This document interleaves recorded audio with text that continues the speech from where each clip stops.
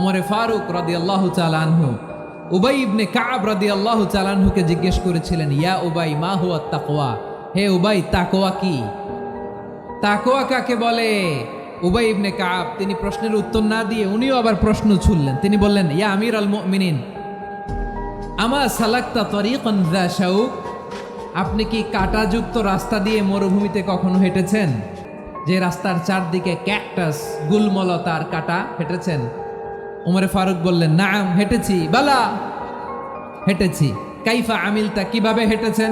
উমরে ফারুক বললেন, শাম্মারতু ওয়াজতাহাত্তু, আমি আমার জামা, জুব্বা আর চাদর আটোসাটো করে গায়ের সাথে এমন ভাবে মিলিয়ে রেখেছি, এমন সাবধানে হেঁটেছি যাতে করে মরুভূমির ক্যাকটাসের গুলমলতার কাঁটা আমার গায়ে বিঁধে না যায়। উবাই ইবনে কাব বললেন, ফাযালিকা হুয়া তাকওয়া, আরে তাহলে আপনি তো ঠিকই জানেন তাকওয়া মানে কি, এটাই তো তাকওয়া। ওই রাস্তা দিয়ে যেভাবে হেঁটেছেন পুরো দুনিয়ার জিন্দেগিটা এইভাবে সাবধানে চলার নামই হচ্ছে তাকওয়া। চিল্লায় বলো ঠিক কিনা?